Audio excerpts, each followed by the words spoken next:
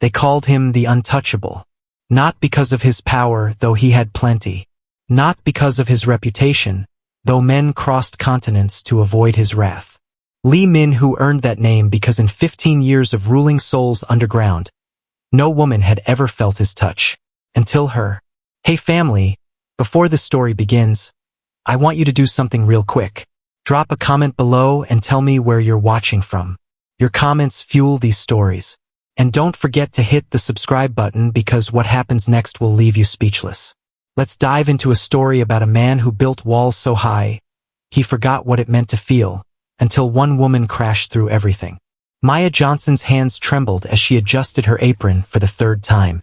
8 months in Seoul, and the homesickness still hit in waves. Especially on nights like this when her phone buzzed with another message from her mother. Shanice's treatment is $3,200 this month. Can you help? Maya closed her eyes. Her younger sister's lupus wasn't going away, and neither were the bills. That's why she was here, working double shifts at Hotel Azure, sending home every spare one while living in a shoebox apartment in Itaewon with 2 other foreign workers. Maya SSI. Her supervisor Mrs. Kong called, using the Korean honorific. VIP room 7. Refill water only. No talking. No eye contact. Who is it this time? Mrs. Kang's expression went tight. Lee Min-ho. Maya had heard the name whispered in the break room.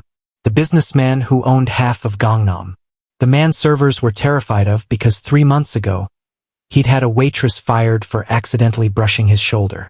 She lifted the crystal pitcher and entered the private dining room. 8 men in expensive suits sat around a table laden with food no one was eating. The conversation died the moment she appeared. Lee Min-ho sat at the head of the table. Mid-30s, she guessed. Sharp jaw. Eyes like black ice. Every movement precise and controlled. He didn't look up when she approached. Maya reached forward to pour, her mind on her sister, on the bills, on how she'd have to pick up another shift this week. The pitcher tilted. Water flowed into the glass. Then her phone buzzed in her pocket. Another message from her mother. Her hand jerked. A single drop of water splashed onto the white tablecloth. Time stopped. Every man at the table held his breath. Through her peripheral vision, Maya saw Mrs. Kang's face go pale. Min-ho's eyes lifted slowly. They locked onto her face. "I'm so sorry, sir," she said in careful Korean, the words she'd practiced 1,000 times. "I'll clean. Leave it." 2 words, spoken in English, with a Seoul accent but perfectly clear. Maya blinked in surprise. She hadn't expected that. His second-in-command leaned forward. "Sir, I said leave it." Min-ho's gaze hadn't moved from Maya's face. "What's your name?" "Maya Johnson, sir." "You're American." Still English. "Yes, sir." A pause. "How long have you been in Seoul?" 8 months, sir." "Your Korean is good." "Thank you, sir. I'm still learning." Something flickered in his expression. "You may go." She bowed and retreated quickly, heart hammering. Behind her, urgent whispers erupted in Korean too rapid for her to follow. Mrs. Kong grabbed her in the hallway. "Do you know what you just did?" "I spilled water." "I'm so sorry." "No. Lee Min-ho just spoke to you. In English. He never does that." The older woman's hands shook. "He never speaks to women at all." "Why not?" "No one knows. But 15 years. 15 years of nothing. And then you." Maya tried to forget it. She had bigger problems. Her visa was up for renewal in 3 months, and her sponsorship was shaky. Her roommate Jen was moving back to Canada. Shanice's doctor wanted to try a new treatment that cost even more. And her mother kept calling, voice thin with stress, asking when Maya was coming home. "I don't know, Mom. I need to save more." "Baby, you've been gone almost a year. We miss you." "I miss you too. But Shanice needs her sister. Not just money." The words cut deeper than intended. 2 days after the water incident, Maya arrived at work to find Mrs. Kong waiting with an envelope. Cream-colored. Expensive. "This came for you." Inside was a card in Korean and English. "Maya Johnson, you will serve my private table tonight. 8 p.m. Come alone." Lee Min-hoo. Maya's stomach dropped. I can't. Mrs. Kong, I didn't do anything wrong. It's not a punishment. It's... The older woman hesitated. I don't know what it is. But you don't refuse Lee Min-hoo. What if I lose my visa over this? You'll lose more than that if you don't show up. That night, Maya entered the same private dining room at exactly 8 p.m. Only one man waited.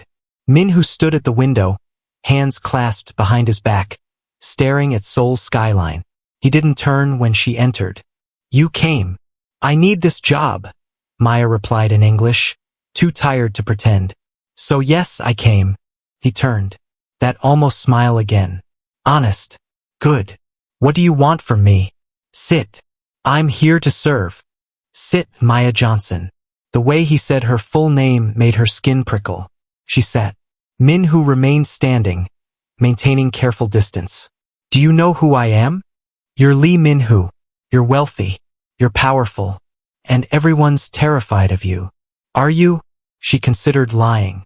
Decided against it. Yes. Good. Fear keeps you careful. He moved to the opposite end of the table. I have a proposition. I'm not interested in a job as my personal assistant. Maya blinked. You're joking. I don't joke.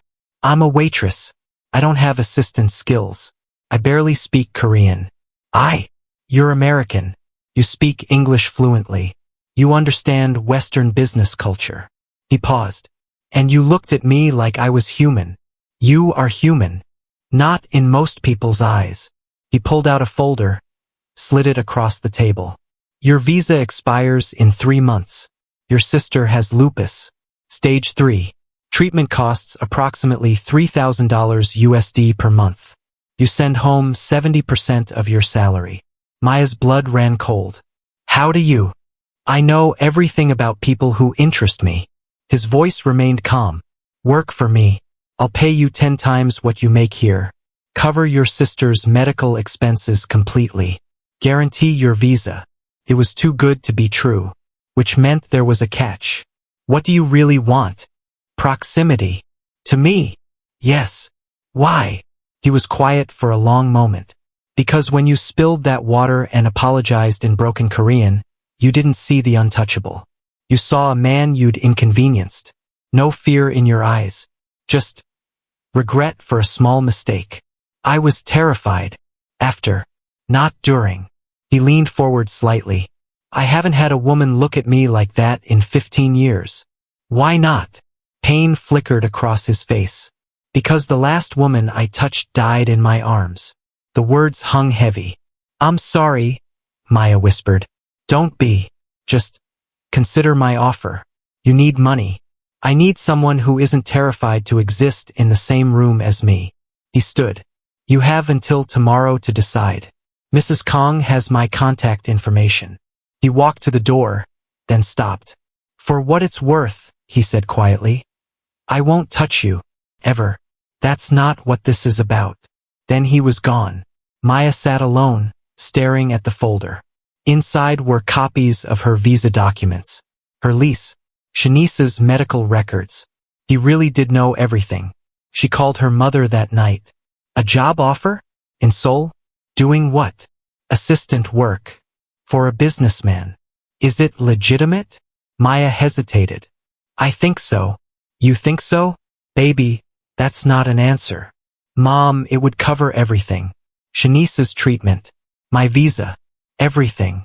Silence. Then, what's the catch? He's complicated. Complicated how? He's powerful. Dangerous, maybe, but he said he'd pay for Shanice's treatment. All of it. Her mother's voice went soft.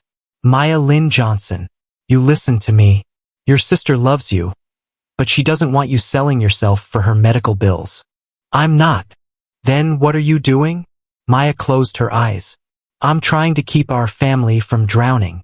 Not like this. Not if it puts you in danger. Mom, I'm already in danger. I'm a black woman in a foreign country where I barely speak the language, working 16-hour shifts to send money home. At least this way, I'd be paid enough to actually help. And if he hurts you, Then I'll come home. Promise me. I promise. But as Maya hung up, she wondered if that was a promise she could keep. She accepted the job. The transition was jarring. One day she was serving water. The next, she had an office in one of Gangnam's most expensive buildings. Your desk, Minhu said, gesturing to a workspace near the window.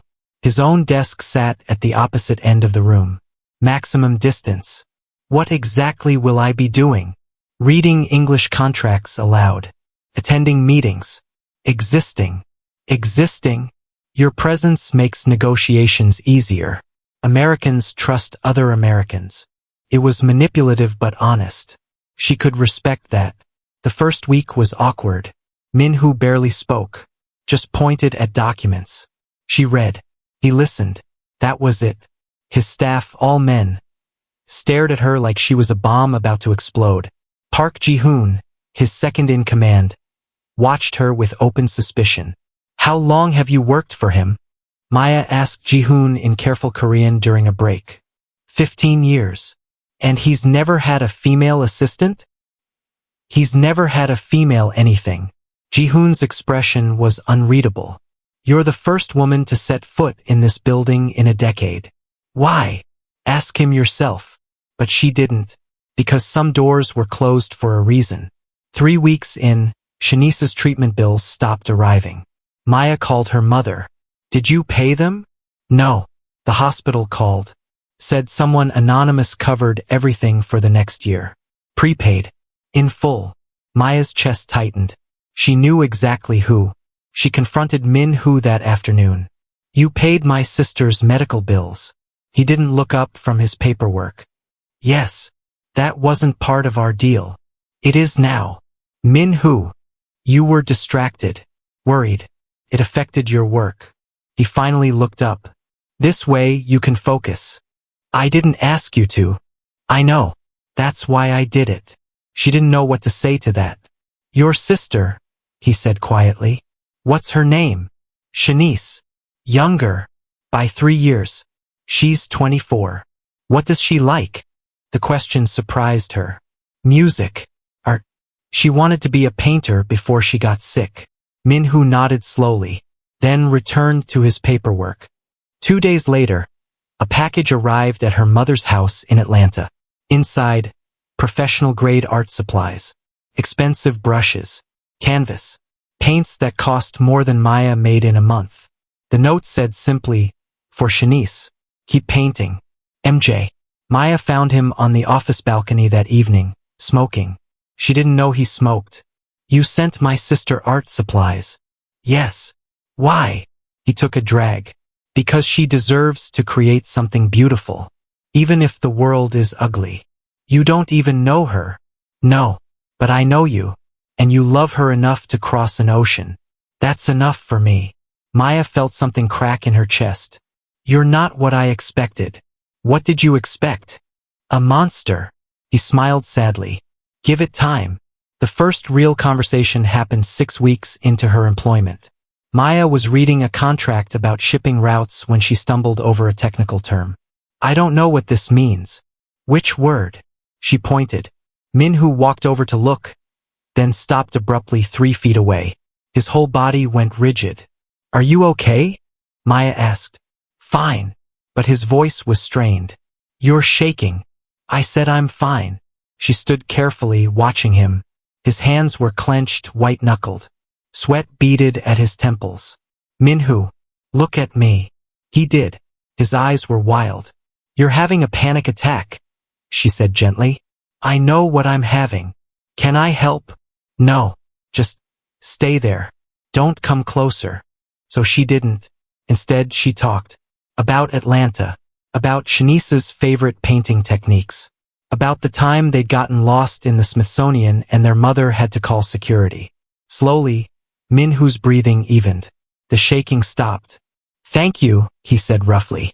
What triggered it? Proximity. I got too close. How close is too close?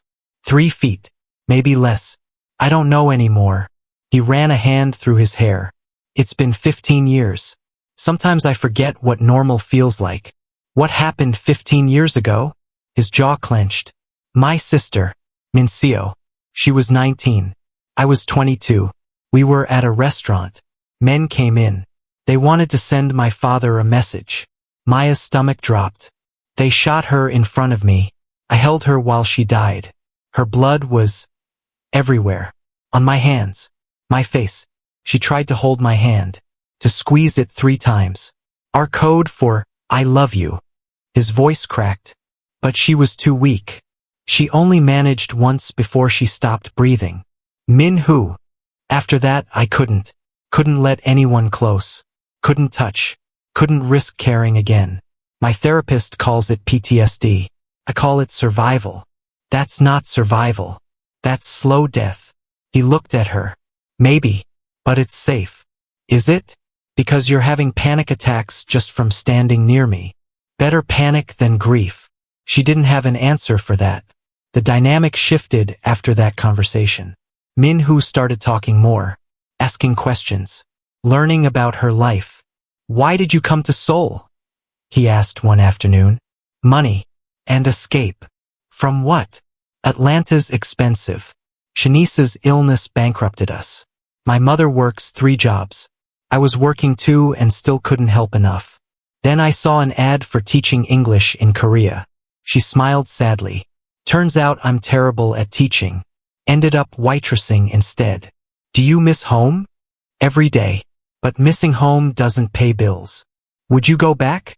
If money wasn't an issue. She thought about it. Maybe. Eventually. But not yet. Why not? Because you're here, she didn't say. Instead, because I'm not done yet. He studied her face. Done with what? Figuring out who I am when I'm not just someone's daughter or sister. When I'm just me. Understanding flickered in his eyes. That's why you stayed. Even though you're lonely. How did you know I'm lonely? Because I recognize it. Takes one to know one. They smiled at each other across the room. Still maintaining distance. But the space between them felt less empty now. 3 months in, Maya started noticing things. The way Min-hoo always made sure she ate lunch. How he'd adjust the office temperature if she looked cold. The way he positioned himself between her and the door whenever strangers entered. You're protective, she observed one day. Observant. Why? I'm just your assistant. You're not just anything. He said it simply like it was obvious. Then what am I? He was quiet for a long moment. Important. To what? To me. The confession hung between them. Min-hoo, I don't understand what this is. Neither do I. Do you have feelings for me? His expression tightened. Would that be a problem? I don't know. Would it? Yes, because feelings lead to caring. Caring leads to loss. I've walked that road before. I know where it ends. Maybe it ends differently this time. Or maybe it ends the same way, and I lose someone else. He stopped. I can't do this. Can't do what? This. Whatever this is becoming. He stood abruptly. I'm sorry. I shouldn't have hired you. Min-hoo. You should leave. I'll pay you through the end of the year. Your sister's medical care will continue. But you need to go before His voice broke. Before you what? Before I forget why I don't touch women. Maya stood slowly. And if I don't want to leave? Then you're a fool. Maybe. But I'm a stubborn one. He looked at her then, really looked, and she saw the war in his eyes. Want versus fear. Need versus control. I can't give you what you deserve, he said hoarsely. What do I deserve? Someone whole. Someone who can hold your hand without shaking. Someone who won't panic when you stand too close. I don't want someone else. I want. She stopped herself. You want what? I want to understand. Help me understand. So he told her everything. About his father's criminal empire. About taking over at 22 after his father's death. About building walls so high that nothing could hurt him. About 15 years of therapy that helped him function but never fixed him. I'm broken, Maya. Fundamentally. And you're too good to waste your time on broken things. Everyone's broken, she replied quietly. The question is whether you're trying to heal or just trying to hide. What if I don't know the difference? Then let me help you figure it out. He stared at her. Why? Because in 3 months you've given me more than most people give in years. You paid my sister's medical bills. You protected me. You treated me like I mattered. And because... She took a breath. Because when I look at you, I don't see the untouchable. I see Minhu. Just Minhu. And I think that man is worth knowing. You barely speak Korean. You're 26 years old. You should be living your life. Not dealing with a damaged crime boss who can't even shake your hand. Maybe. But here I am anyway. Silence stretched between them. Finally, Minhu spoke. I have conditions. Of course you do. You learn self-defense. Real training. If you're going to be in my world, you need to protect yourself. Okay. You carry a phone with you at all times. GPS enabled. I need to know you're safe. Reasonable. And you don't push me to touch you. I'll try.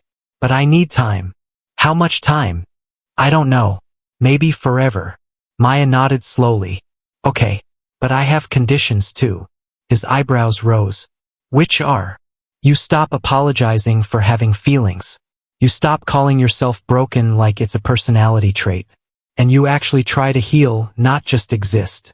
That's a lot to ask. So is learning self-defense and carrying a GPS phone. He almost smiled. Fair point. Deal? He hesitated. Then, deal. The self-defense training started the next week. Minhu hired Yoon Sarah, a former Special Forces officer with a scar running from her temple to her jaw and eyes like stone. You're soft, Sarah said in English after watching Maya attempt a basic punch. Weak form. No power. How did you survive 8 months in Korea? By being invisible, Maya replied. That won't work if someone wants to hurt you. Again. The training was brutal. 3 times a week for 2 hours. Sarah didn't believe in going easy. Your attacker won't care that you're tired. Again. Maya's body ached constantly, but she kept showing up. Minhu watched sometimes from the observation window, face unreadable. Jihoon stood beside him one afternoon. She's getting better, Jihoon observed. Not fast enough. She's been training for 6 weeks, not 6 years. 6 weeks won't save her if my enemies decide she's a target. Then maybe you shouldn't have hired her. Minhu's jaw clenched. Too late now. Is it? You could still send her home. Pay her off. Let her go before this gets worse. I can't. Can't or won't. Does it matter? Jihoon sighed. You're falling for her. I know. That's dangerous. I know that too. So what are you going to do about it? Minhu didn't answer. Below, Maya successfully threw Sarah onto the mat for the first time. She pumped her fist in victory. He smiled despite himself. I don't know yet. 6 months into her employment, Maya's mother flew to Seoul. I needed to see where my daughter's living, Patricia Johnson said, looking around Maya's small apartment in Itaewon. It's not much. It's safe. That's what matters. Her mother turned to her. But I want to meet him. Mom. The man who's paying for Shanice's treatment. The one you work for. I want to meet him. That's not a good idea. I don't care. Set it up, or I'll show up at your office unannounced. Which is how Maya ended up bringing her mother to meet Lee Minhu. He was perfect, polite, charming, spoke respectfully, called her Mrs. Johnson, and listened intently to everything she said. Patricia studied him with the sharp eyes of a woman who'd raised 2 daughters alone. You're paying my daughter very well. She's earned it. And Shanice's medical bills? An investment in my assistant's peace of mind. That's generous. It's practical. Patricia smiled slightly. You're good at this.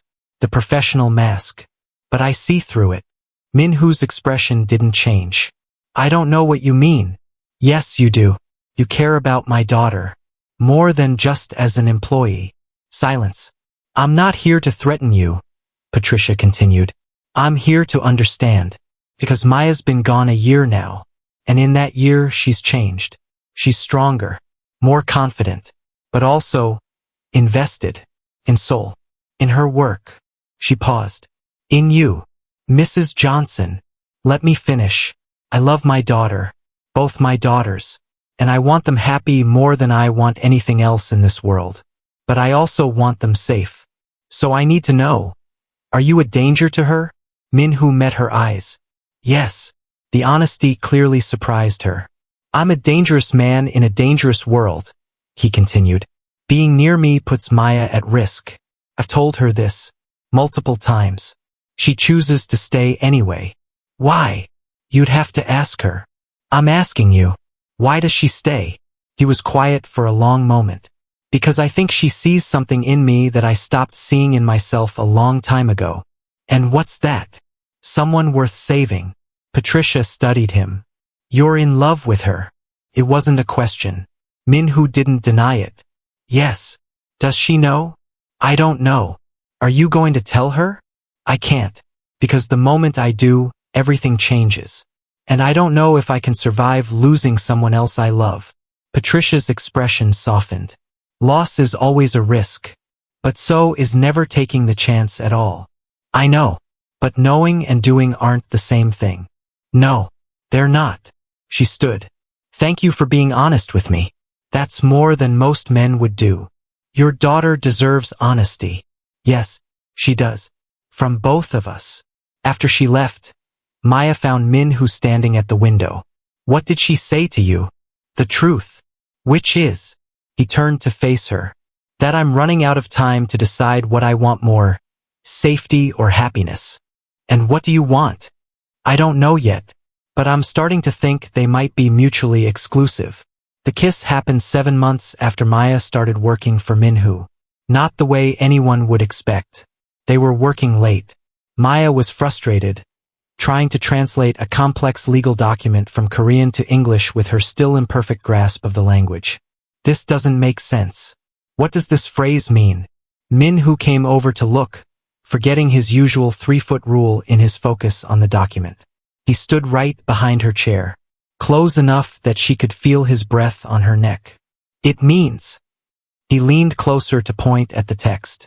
Maya turned her head to ask another question. Their faces ended up inches apart.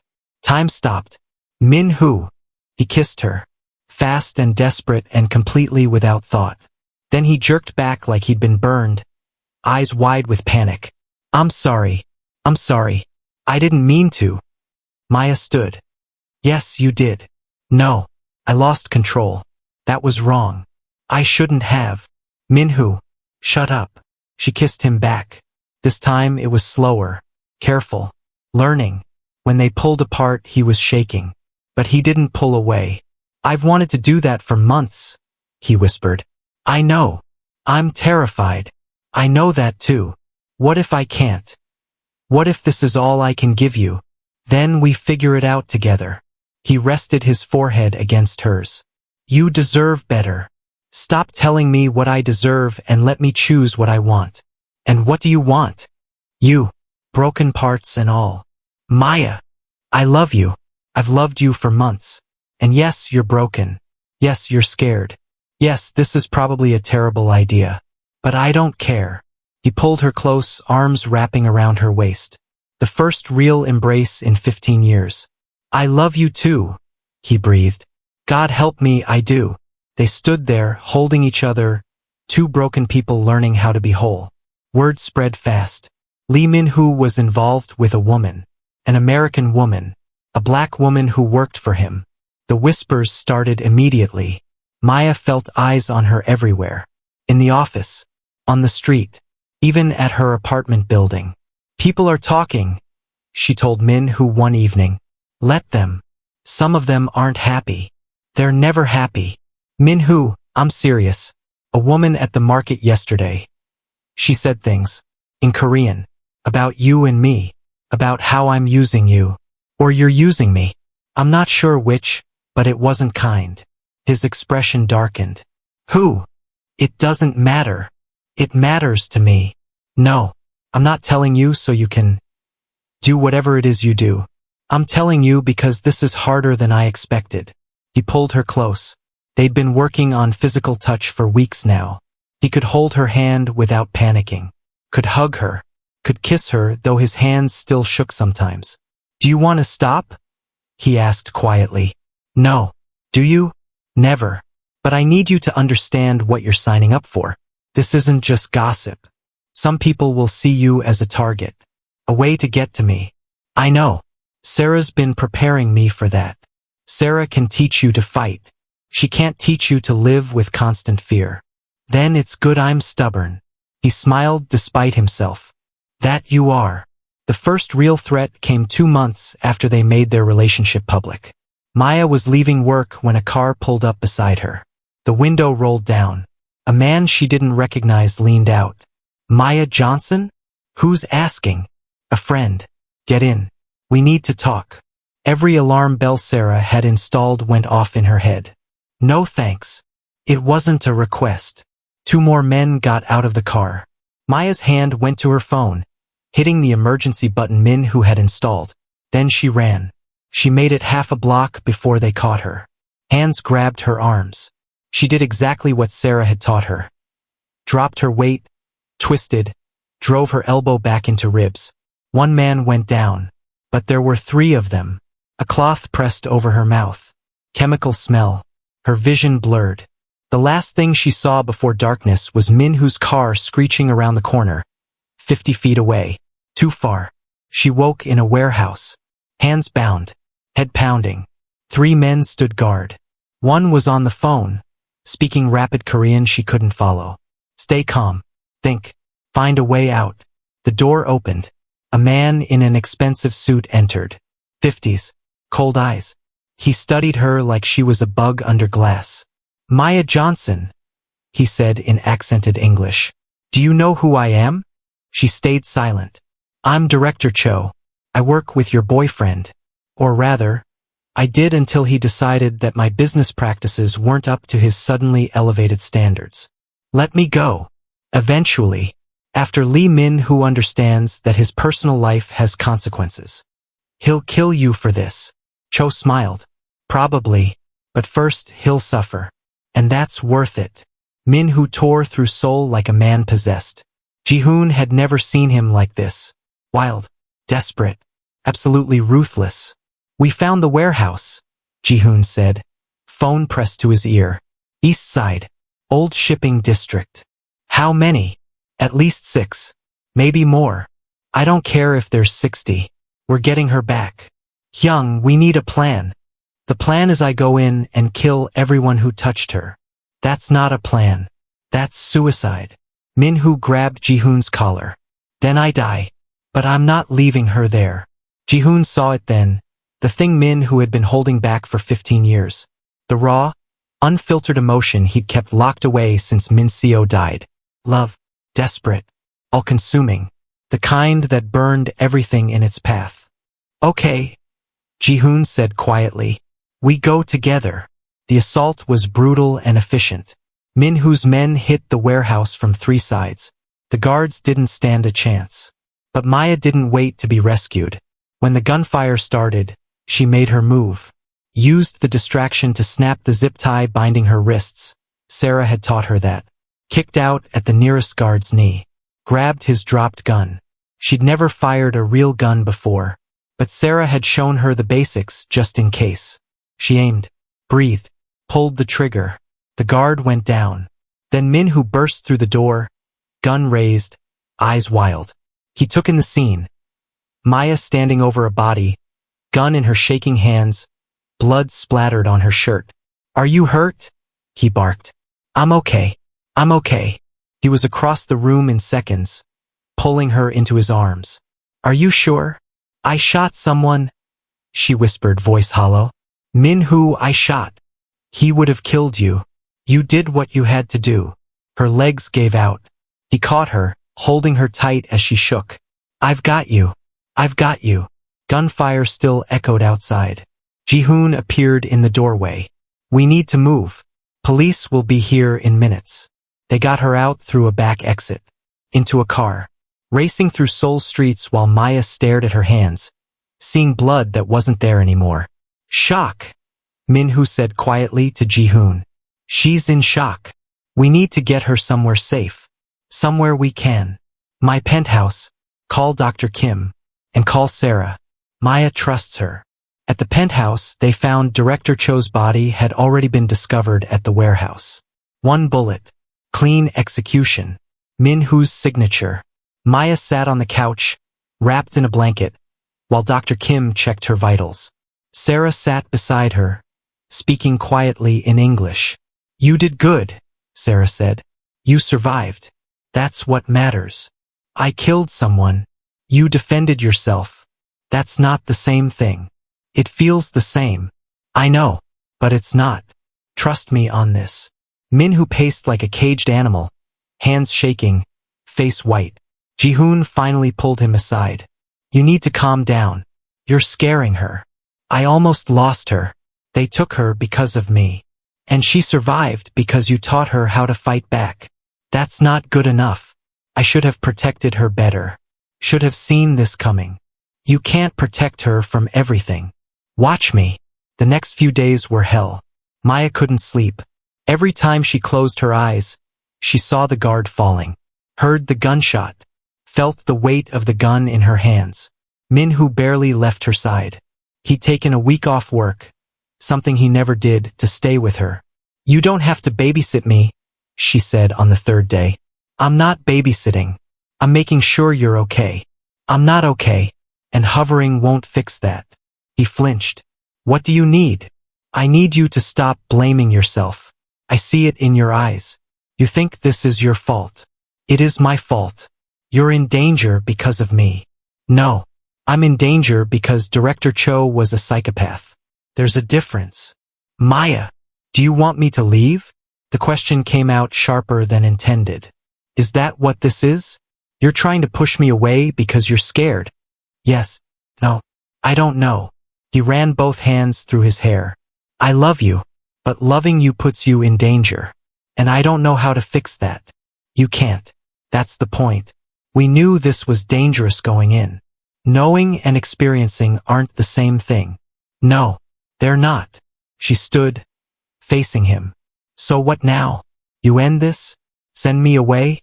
Back to Atlanta where I'm safe but miserable?" "I don't know. That's not good enough. It's all I have." The shout echoed through the penthouse. Min-hoo immediately looked horrified. "I'm sorry. I didn't mean to. Stop apologizing and talk to me. Really talk to me." He sank onto the couch, head in his hands. "I'm terrified. Every second you're in my world. I'm terrified. I keep seeing Min-seo. Keep reliving that moment. But this time it's you dying in my arms. And I can't." His voice broke. "I can't survive that again." Maya sat beside him, not touching, just present. "When I was in that warehouse," she said quietly, "I wasn't thinking about you. I was thinking about Shanice, about my mom, about how I'd survived too much to die in some random warehouse in Seoul." She paused. "Then the door opened, and you were there. And I realized something." "What?" "I wasn't just surviving for them anymore. I was surviving for us. For you and me. For whatever this becomes." He looked at her, eyes red. "What if it becomes you in a grave? What if it doesn't? What if we're both too stubborn to die?" Despite everything, he laughed. It sounded broken. "You're insane. Probably. But I'm your insane." He pulled her close. "I love you. Even though I shouldn't. Even though it's dangerous. Even though." "Stop. Just love me. Let that be enough." "It's more than enough. It's everything." They went to therapy together. Min-hoo's therapist, Dr. Park, was a woman in her 60s with gentle eyes and zero tolerance for bullshit. "You're codependent," she observed during their 3rd session. "We're in love," Min-hoo corrected. "Those aren't mutually exclusive. Maya, you've experienced trauma. Been kidnapped, forced to defend yourself with lethal force. That requires processing, not avoidance." "I'm not avoiding." "You're spending every waking moment with Min-hoo. That's avoidance." The words stung because they were true. "And you," Dr. Park turned to Min-hoo, "are trying to control her environment because you couldn't control what happened to your sister. That's not protection. That's projection. I'm keeping her safe." "No, you're keeping yourself from feeling helpless again. There's a difference." The session ended badly. They argued in the car. She doesn't understand, Minhu said. She understands perfectly. That's the problem. You think I'm controlling? I think you're scared. And when you're scared, you try to control everything. Is that so wrong?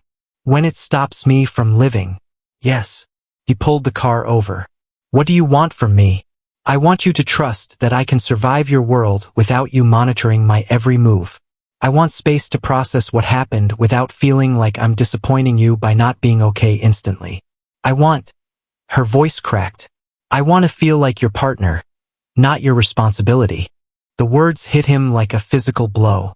I don't see you as a responsibility. Then stop treating me like one. Silence filled the car. Finally, Minhu spoke. You're right. I'm sorry. Don't apologize. Just trust me. Trust us. I'm trying. Try harder. They established new boundaries after that session. Maya moved back to her own apartment. Not because she wanted distance, but because she needed space to heal independently.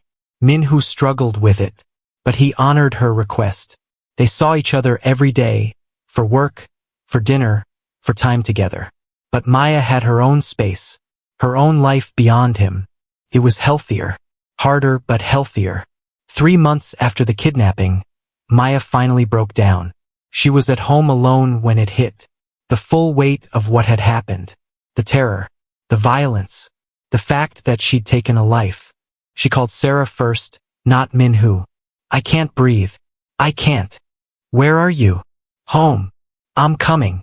Stay on the phone with me. Sarah talked her through the panic attack. Arrived 20 minutes later with tea and a weighted blanket and zero judgment. Why didn't you call Minhu? Sarah asked. Because he'd blame himself. Make it about his failure to protect me instead of just being there. That's fair. But also, you need to let him be there for you. I know. I just needed to fall apart without worrying about him first. Also fair. They sat in silence for a while. Then Sarah spoke. I killed someone for the first time when I was 23. Special Forces training exercise gone wrong. Enemy combatant. It was him or me. She stared at her tea. I threw up afterward. Cried for hours. My commander told me to get over it. That it was war. How did you? I didn't. Not really. You don't get over taking a life. You just learn to live with it. Learn to separate the act from your identity. You're not a killer, Maya. You're a survivor who had to do something terrible to stay alive. It doesn't feel different. I know. But it is. When Minhu showed up an hour later, Sarah had texted him. He found them sitting together, Maya's head on Sarah's shoulder. He looked hurt that she hadn't called him first. But he didn't say anything. I needed to fall apart alone first, Maya said quietly. Before I could fall apart with you. He nodded slowly. I understand. Do you? I'm trying to. He sat down across from them. I want to fix everything for you. Make it all better. But I can't. And that kills me. I don't need you to fix it. I need you to just sit with me while it's broken. I can do that. So he did. They sat together in silence. Not fixing. Not solving. Just being. 1 year after Maya started working for Minhu, everything had changed. She was fluent in Korean now. Could negotiate business deals. Had earned the respect of Minhu's staff through sheer competence and refusal to be intimidated. Shanice's health had stabilized. She was painting again, even had a small gallery show in Atlanta. Their mother had quit 2 of her 3 jobs. And Maya had found her place in Seoul. A city that had felt foreign now felt like home. Minhu had changed too. Therapy was helping. He could touch her without panic now. Could let her out of his sight without spiraling. Could separate his past trauma from their present reality. Mostly. I want to go home for Christmas, Maya announced one evening. Minhu looked up from his dinner. Okay. Just okay? What did you expect? A fight? Maybe. Old you would have worried about my safety.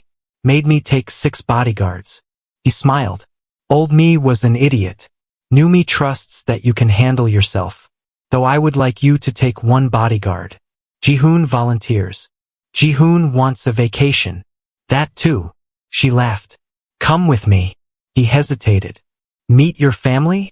You've already met my mom. Meeting her here is different from meeting her on her home turf. With your sister. With everyone who loves you watching to see if I'm good enough. Are you scared of my family? Terrified. Good. You should be.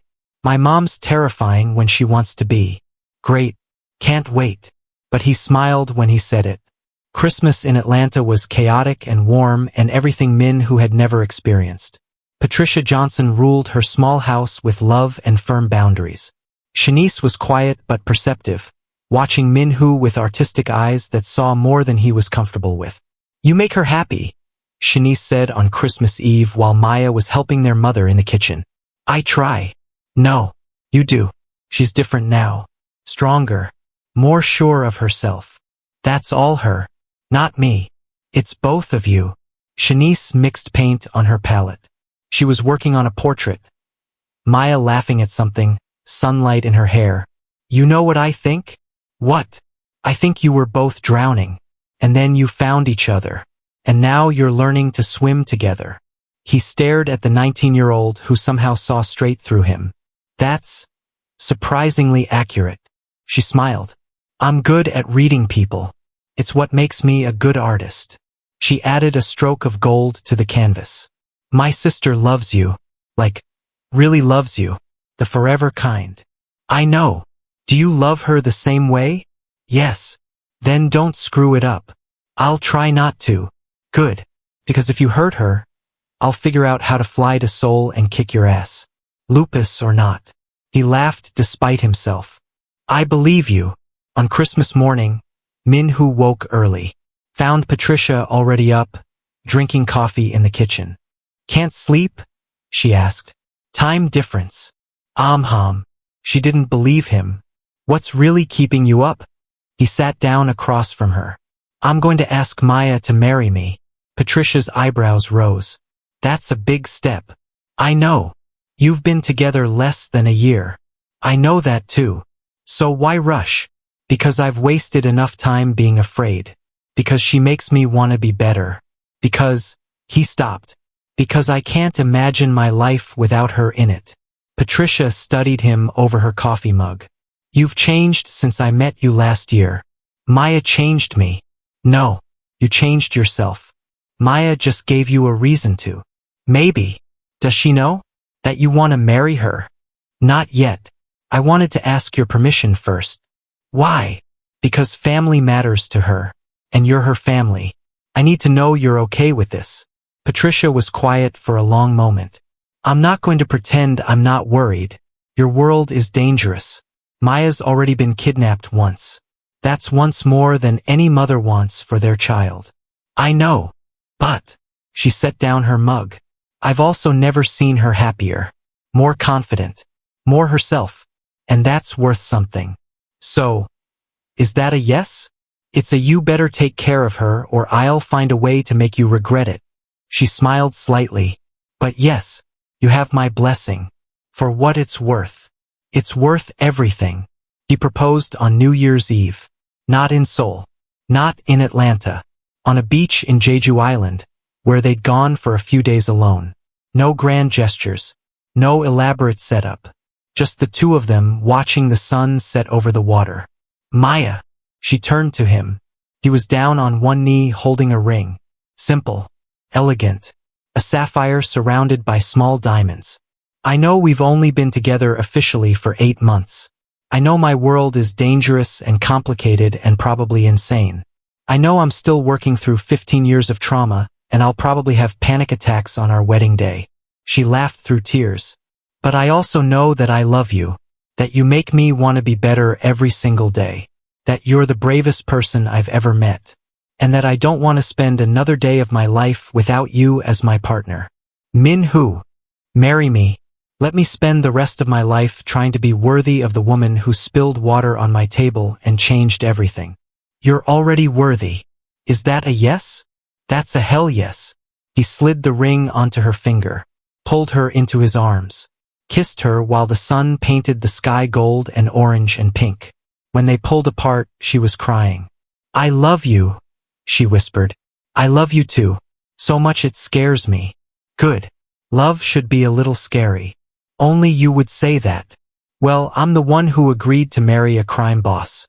So clearly, I like living dangerously. He laughed. Really laughed. The sound echoing across the empty beach. Thank you, he said softly. For what? For not giving up on me.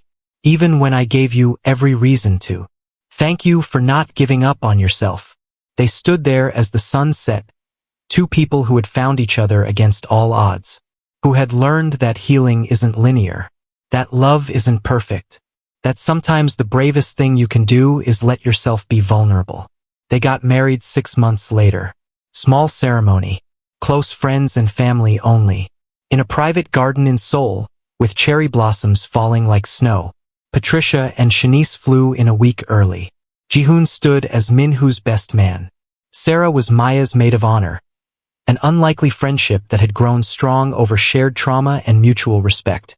Minhoo's hands shook as he waited at the altar. Jihoon leaned over. You okay? No. What if I panic? What if I can't? You'll be fine. Look. Maya appeared at the end of the aisle, arm linked with her mother's. She wore a simple white dress. No veil. Hair natural. Smiling so wide it lit up the entire garden. All of Minhoo's panic evaporated. There was only her. The ceremony was bilingual, Korean and English. Vows spoken from the heart. I promise to be patient when you struggle, Maya said, voice steady. To give you space when you need it and hold you when you don't. To be your partner, not your savior. To love you on the good days and the hard days and the days when we both want to give up. Minhoo's voice shook when it was his turn. I promise to try, to heal, to be better, to let you in even when it's scary, to trust you, to trust us, to love you with everything I have, even when that feels impossible. When the officiant pronounced them married, Minhoo cupped Maya's face in both hands. No shaking, no panic, and kissed her. The small crowd erupted in applause. We did it, Maya whispered against his lips. We did. How do you feel? Terrified, happy, like I'm exactly where I'm supposed to be. Same. They walked back down the aisle hand in hand. Married, committed, ready for whatever came next. Minhoo found Maya in the nursery, rocking their 6-month-old daughter. Jiyoung had her mother's brown skin and her father's dark eyes. She was fussy, fighting sleep. She won't go down, Maya said quietly. Let me try. He took their daughter carefully, still amazed every time that he could hold her without panic, that he could love her without fear consuming him. Hey, baby girl, he murmured in Korean, walking slowly around the room. Your needs rest. So do you. Let's make a deal. Jiyoung's eyes started to droop. Maya watched from the rocking chair, exhausted but smiling. You're good at that. She likes my voice. She likes her appa. The word father still made his chest tight. I never thought I'd have this, he admitted quietly. A family, a daughter, someone to love without it destroying me. But here we are. Here we are. Jiyoung finally fell asleep.